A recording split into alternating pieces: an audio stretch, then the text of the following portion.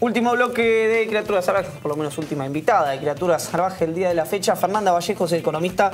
Gracias por venir, Fernanda. Gracias a ustedes por la invitación.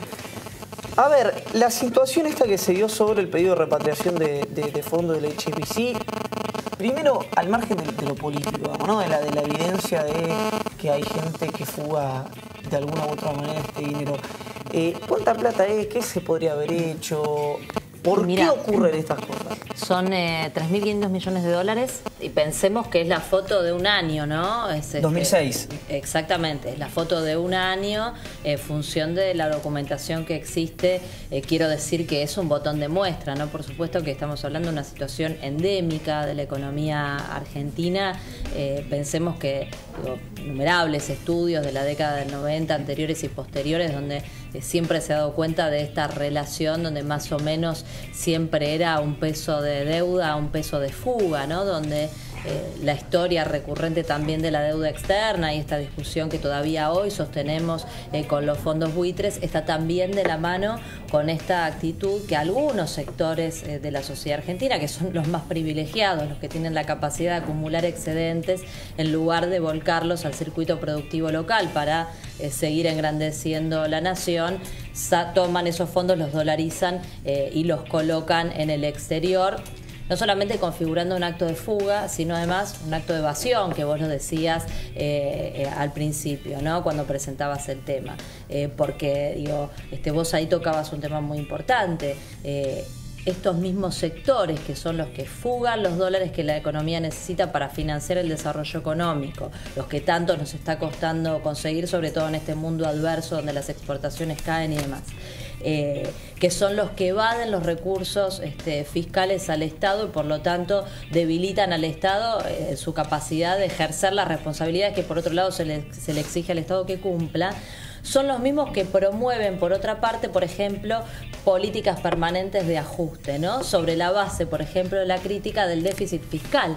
Ahora, vos fíjate la paradoja. Ese déficit fiscal que se critica, que supuestamente se coloca en el centro del diagnóstico como la causa de lo que estaría generando lo que para estos sectores es la madre de los problemas en materia económica, que sería la inflación, son los mismos que están generando la causa del problema que ellos mismos de ese déficit diagnostican. Fiscal. Claro. Fernanda, a ver, se estima con un cálculo imposible de corroborar que hay entre 300 y 400 mil millones de dólares de argentinos fuera del sistema formal. ¿Por qué se van? ¿Qué es? ¿Una cuestión de mala fiscalización? ¿Una cuestión de mala estabilidad de la moneda? Incluso en los últimos años, digo, es difícil estimar por qué se va, pero ¿qué es? ¿Cuál es la causa? Mira, evidentemente es un tema complejo, porque lo del HSBC, entre otras cosas, lo que pone de manifiesto es que no es un problema exclusivo de la Argentina. Fíjate que ahí aparecen personas y empresas que son ciudadanos o empresas radicadas en los más diversos países del mundo, no solamente en países en vías de desarrollo o emergentes, sino también de países del centro o desarrollados. Así que yo diría que acá lo que tenemos en principio que se devela es un comportamiento sistémico, ¿no? Que tiene que ver con la lógica propia del sistema, donde hay élites, minorías, sectores privilegiados que realmente no tienen límites en la voracidad, en la apetencia por incrementar sus ganancias de manera persistente, incluso a través de conductas que son delictuales, ¿no? Porque en este caso estamos hablando de un delito, no de un negocio que es lícito, sino de un delito como es la evasión fiscal. ¿Cómo se combate? Mirá, lo que pasa que, claro, ¿no? Juntando las dos preguntas, por supuesto, venimos de... En el caso nuestro en Argentina, en América Latina, en los últimos 10 años hemos roto con el paradigma previo en gran medida, pero también hay elementos del sistema anterior que persisten, por supuesto, como en todo proceso de cambio. Y si uno va a mirar lo que sucede en Europa y en la gran mayoría de los países del mundo, todavía el neoliberalismo sigue siendo el paradigma hegemónico y verdaderamente es un paradigma que alienta este tipo de conductas en la medida en que retrae el rol del Estado, que es justamente el que puede y debe fiscalizar, además articuladamente, porque pensemos esto, si un país ejerce controles más rígidos para controlar o para hacerse, para que los ciudadanos de esa economía puedan gozar de los beneficios de un Estado que está a disposición del interés general, por ejemplo, con una estructura impositiva más progresiva. Mientras eso no sucede en otros países, allí están los estímulos para que, bueno, esos excedentes se vayan saltando de una economía a la otra. Me parece que empieza a haber, en el marco de toda esta gran discusión que se está dando, que tiene que ver con la discusión de la deuda, que tiene que ver con esta discusión sistémica en realidad, algunos esquemas de colaboración que han permitido conocer también en parte cierta información, además de lo del HSBC, que tiene que ver, me parece, también con cierta conciencia que empieza a tomar la política, los estados nacionales, respecto de la necesidad de ejercer algún tipo de control, especialmente sobre los capitales financieros, pero sobre el capital en general, para poner algún límite a estas conductas que terminan siendo muy dañinas para cualquier economía. ¿Qué efecto ves que tienen todos los allanamientos que se dan por estos días, en los últimos meses, de hecho, en el dólar en general? Bueno, la verdad que estamos viendo un frente cambiario controlado, ¿no? Que es una gran tranquilidad. Pero no dicen que hace subir el... No solamente, a ver, los allanamientos, digo, por supuesto, estamos hablando de un delito, de nuevo, ¿no? Por lo tanto, estamos hablando de una responsabilidad que el Estado tiene que ejercer, porque estamos hablando de un delito en el marco de lo que es el dólar ilegal. Fer, perdón, tenemos que, ya seguimos con la entrevista, está llegando la Presidenta de la Nación a Ezeiza presentando el nuevo Airbus 330, seguramente con Mariano Recalde, el titular de Aerolíneas Argentinas, porque... Y futuro jefe de gobierno de la ciudad. Bueno, lo definirá seguramente el electorado porteño, presentando el Airbus 330 en Ezeiza. Ahí está la Presidenta Cristina Fernández de Kirchner con Mariano Recalde, bueno, presentando esta yo le diría nave, no sé cómo se le dice en la jerga, que, bueno, demuestra, entre otras cosas, en algún punto la gestión de Aerolíneas Argentinas, ¿no? Que ha pasado ha descendido, digo, la tendencia viene en declive de la transferencia de ingresos como porcentaje del Producto Bruto que le ha hecho el Estado Nacional a la empresa, ¿no? Eso va en descenso, digo, porque a veces cuando se hacen los análisis de cuánto dinero recibe Aerolíneas Argentinas, no se tiene en cuenta que el porcentaje que le da el Estado Nacional a la empresa va en descenso. Así que ahí vemos a la Presidenta Cristina Fernández de Kirchner con Mariano Recalde, que, como decía Fernanda Vallejos, es precandidato a jefe de gobierno por el Frente para la Victoria, que naturalmente su gestión en Aerolíneas Argentinas va a ser un eje de campaña y la Presidenta va a estar todo el tiempo que pueda seguramente con Mariano Recalde, obviamente en las actividades que tenga que ver con Aerolíneas Argentinas. Recordemos que Mariano Recalde está desde la estatización de Aerolíneas Argentinas que no es absolutamente toda estatal, que tiene una parte que todavía sigue siendo sociedad anónima, un poco por todavía la cantidad de juicios que hay contra el país en otros países. Por ejemplo, el tema de los fondos buitre, en Argentina no podría, si fuese toda estatal, entrar sus aviones a Estados Unidos, porque los embargadores seriales de los buitres tratarían de hacerlo, por más que sería complicado además, pero eso es una de las razones, pero va hacia eso. Aerolíneas Argentinas, que como dijiste vos, tuvo unos 6 años de gestión ya más o menos. Sí.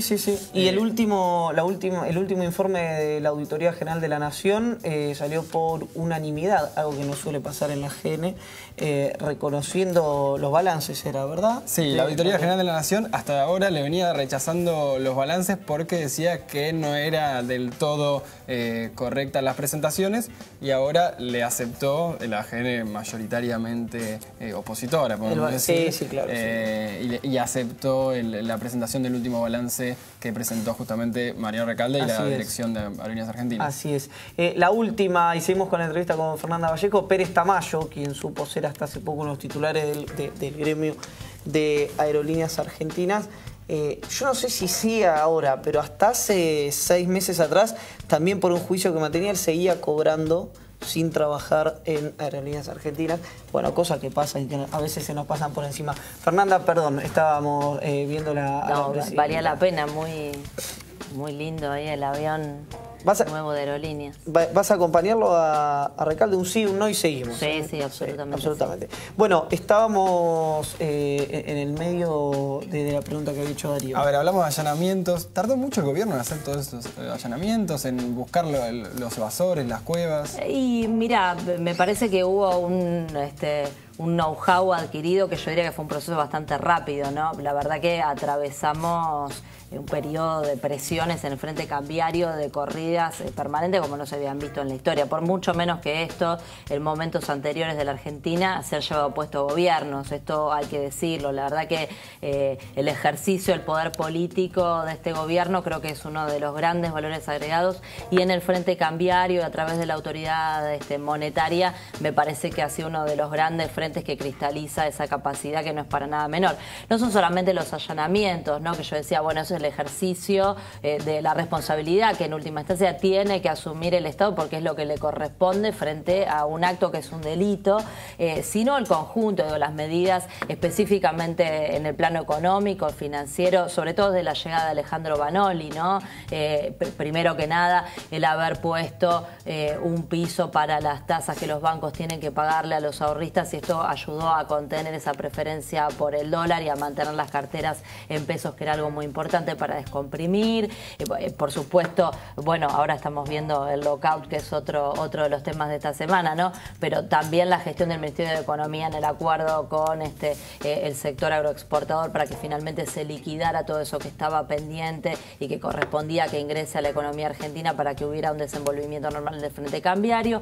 El acuerdo con China, que tan criticado también ha sido un elemento importante, por un lado, por los acuerdos de financiación para inversiones que la Argentina necesite, que además son parte de la resolución estructural de esto que es la restricción externa, ¿no? Que está de fondo como cuestión aquí, y también, por supuesto, el swap, ¿no? Que fue un instrumento puntual pero muy potente, y que es, yo creo, uno de los elementos que todavía actúa como un gran disipador de expectativas de devaluación en algunos sectores que siempre las tienen y siempre están pujando para eso, porque se benefician de aquello de lo que la mayoría de los argentinos nos perjudicamos, pero la verdad es que se ha activado una parte pequeña, y de esos 11.000 millones de dólares todavía queda un pedazo grande que también es una tranquilidad para la Argentina. Mostrar los dólares es lo que dice el Ministerio de Economía cuando uno le pregunta cómo se hace para parar todas estas movidas y demás. Ahora, se hizo el acuerdo con China, en ese marco quedó los convenios con el gigante asiático.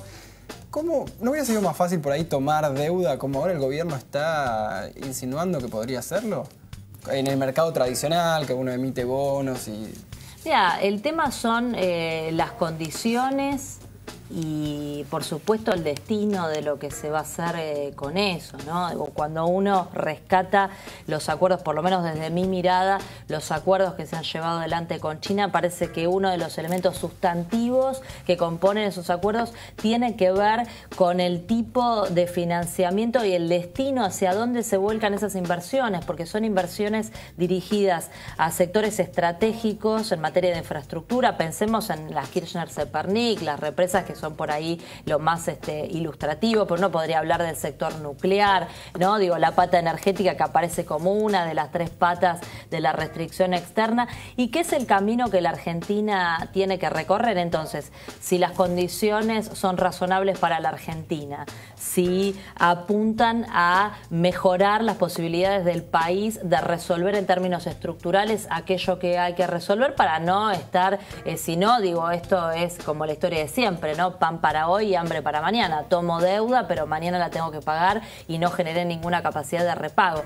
Si ese financiamiento que la Argentina obtiene es para financiar inversiones, si es para sustentar y consolidar sectores productores o infraestructura para la producción, la logística, que van a mejorar la capacidad exportable de la Argentina y que por lo tanto van a incrementar la capacidad de la Argentina de generar dólares a futuro, pues entonces bienvenidas. Lo que no se puede puede es tener actitudes alocadas como las que propuso Mauricio Macri en su momento de, bueno, vayamos, paguemos, hagamos cualquier cosa, porque eso ya sabemos cómo terminó. Estamos viendo lo que está pasando en Grecia, que ahora también es carnada de los buitres, y lo que pasa en todos los países que tienen actitudes irresponsables. Fer, tenemos que ver a Cristina Fernández de Kirchner, que está ya en el Airbus 330, ahí con el presidente de Aerolíneas Argentinas, Mariano Recalde, desde el Aeropuerto Internacional de Ezeiza.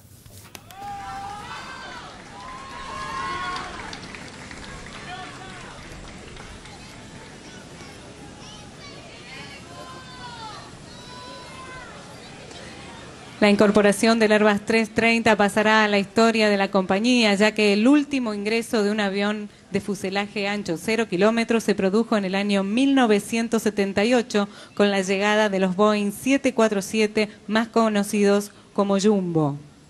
Este nuevo avión no solo generará una mayor eficiencia en los costos al utilizar menos combustible, sino que también